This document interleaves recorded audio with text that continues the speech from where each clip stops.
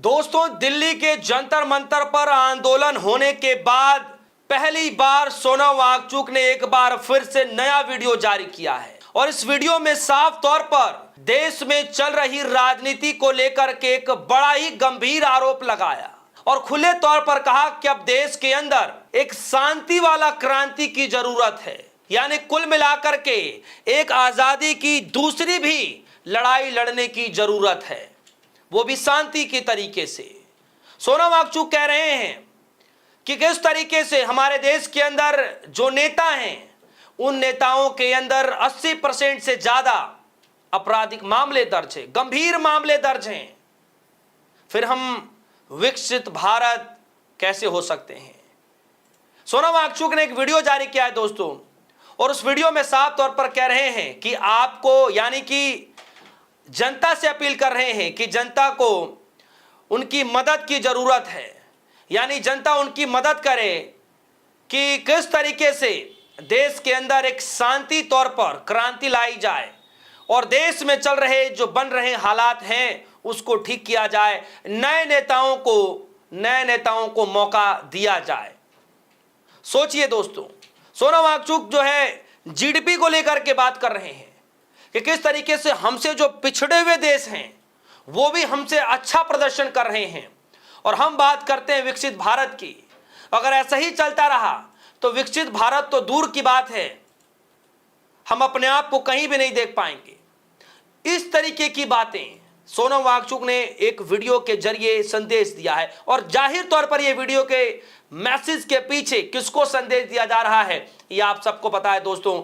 राजनीति गलियारों में इस पूरे वीडियो को लेकर के, सोनम वांगचुक के दिए गए इस मैसेज को लेकर के, 15 अगस्त से पहले दिए गए इस मैसेज को लेकर के हलचल मच गई है राजनीति के अंदर कि सोनम वांगचुक क्या कोई बड़ा आंदोलन करने की तैयारियों में है? क्या वाकई बीजेपी की उल्टी गिनती शुरू होने जा रही है?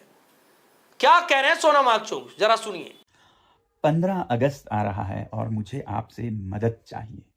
साथियों, पिछले दिनों मैं ज़रा बीमार रहा और बिस्तर पर बैठा सोचता रहा अपने देश के बारे में, देश के भविष्य के बारे में, और जितना सोचता उतना ही निराश होता रहा। 50 साल पहले पड़ोसी देश जो हमसे पीछे थे या बराबर के थे वो आज मीलों दूर निकल चुके हैं हमसे। बड़े देशों की बात न करें, थाईलैंड, मलेशिया, इंडोनेशिया, यहाँ तक कि श्रीलंका और बांग्लादेश भी हमसे आगे हैं अगर प्रति व्यक्ति आय, पर कैपिटा जीडीपी की बात करें तो। और अगर ऐसा ही चलता रहा तो 2047 में हम विकसित देश नहीं बल्कि दुनिया के बाजार में मुंह दिखाने लायक भी नहीं रहेंगे। आप लोगों को मैं बधाई देना चाहता हूं एक तरफ कि आप लोगों ने परिवर्तन चाहा, बदलाव चाहा, पिछले 2 महीनों में आंदोलन किए और बदलाव आया भी। शिक्षा मंत्री ने इस्तीफा दिया, मगर जो अगले शिक्षा मंत्री आए उनसे भी कोई चमत्कार होता नहीं दिखता, और जब तक शिक्षा पिछड़ी रहेगी देश का भविष्य भी पिछड़ा ही रहेगा। वैसे ही अगर दिल्ली में एक पार्टी की सरकार से अन्याय पर आवाज उठाई और सरकार ने बर्बरता से दबाया उस आवाज को, तो दूसरे राज्यों में दूसरे पार्टी की सरकारों ने भी वही किया अन्याय और वैसे ही बर्बरता से दबाया। तो पार्टियों की भी बात नहीं है। अब सरकारों को बदलने की बात अगर हम करें तो 2012-13 में एक सरकार को भ्रष्टाचार के आंदोलन में हमने बदल दिया, एक नई सरकार आई, मगर फिर आज 12 साल बाद भ्रष्टाचार और अन्याय ने रूप बदल लिया है, मगर उससे भी 2 गुना 3 गुना बड़ा होकर हमारी आंखों में घूर रहा है, हमें डरा रहा है। तो एक बहुत बड़ा परिवर्तन चाहिए, एक क्रांति चाहिए, एक पीसफुल रेवोल्यूशन चाहिए इस देश में, ताकि हम सही नेताओं को आगे बढ़ा सकें। क्योंकि सबसे बड़ी कमी हमारे नेतृत्व को चुनने में रही है। जब तक नेता सही ना हो तो पूरा देश गलत रास्ते पे चलेगा। मगर मैं ये कहना चाहूँगा, इन हालातों के बावजूद बहुत से ऐसे नेता हैं जो सही पर चलते हैं, सच्चाई पर चलते हैं, उन्हें मैं सलाम करता हूँ। मगर आपको मालूम है, हमारे संसद को ही अगर लें तो लगभग आधे सांसदों पर आरोप हैं, केसेस हैं अपराधों के, 1/3 पर तो गंभीर आरोप हैं मर्डर, रेप, किडनैपिंग के। तो ऐसे में देश विकसित कैसे बने? और ये मैं किसी खास पार्टी या पक्ष या विपक्ष की बात नहीं कर रहा हूँ, देश की बात कर रहा हूँ। इस देश में एक बड़े बदलाव, बड़ी क्रांति की ज़रूरत है, पीसफुल रेवोल्यूशन की, ताकि आने वाले समय में चुनावों में वो नेता आगे जाएं जो सच में देश को रास्ता दिखा पाएं। और इसके लिए मैं हमारे देश के जो बेस्ट माइंड्स हैं, बुद्धिजीवी हैं, उनको एक साथ लाना चाहता हूँ, उनसे सलाह सुझाव लेना चाहता हूँ।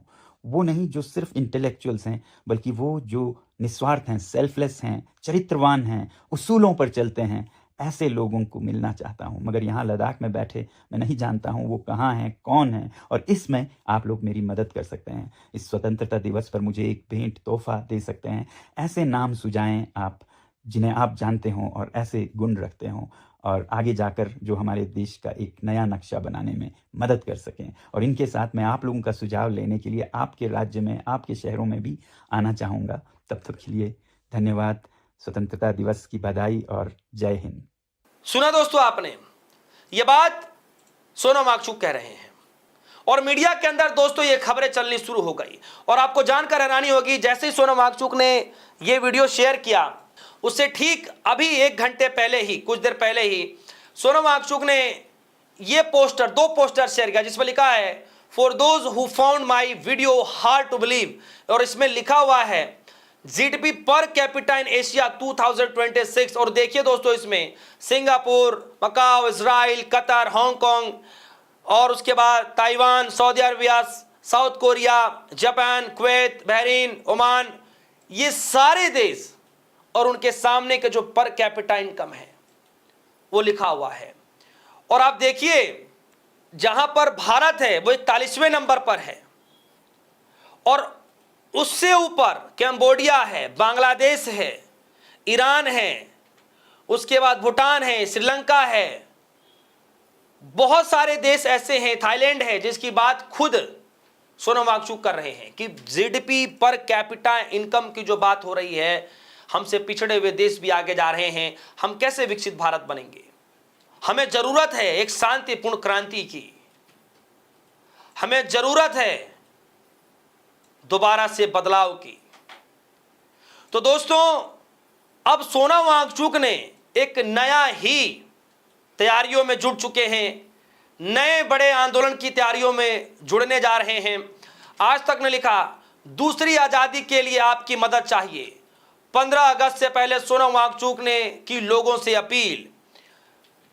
सोनम वांगचुक दूसरी आज़ादी की लड़ाई या दूसरी आज़ादी के लिए मदद मांग रहे हैं। किससे? जनता से मदद मांग रहे हैं। जाहिर तौर पर दोस्तों, सोनम वांगचुक को जो उपलब्धि मिली दिल्ली के जंतर मंतर से, वैसे भी उनको देश दुनिया में लोग जानते हैं सोनम वांगचुक को। 22 दिनों तक दिल्ली के जंतर मंतर भूख हड़ताल पर बैठे, जिसके बाद उनकी छवि और बढ़ गई, लोगों तक पहुंच गया कि सोनम वांगचुक है कौन।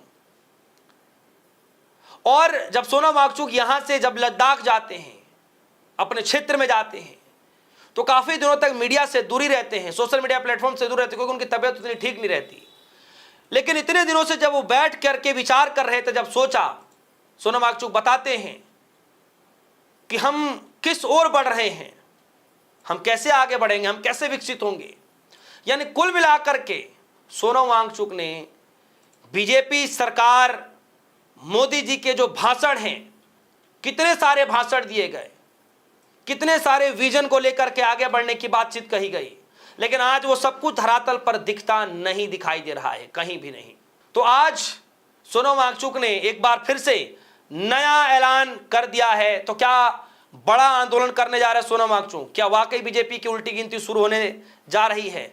अब ऐसे हालात में बीजेपी क्या करेगी, मोदी जी, अमित शाह जी क्या करने जा रहे हैं? आपको क्या लगता है? वीडियो कमेंट सेक्शन में जाएगा, अपनी राय रखिएगा। फिलहाल के लिए दीजिए इजाजत, देखते रहिए DS14। धन्यवाद।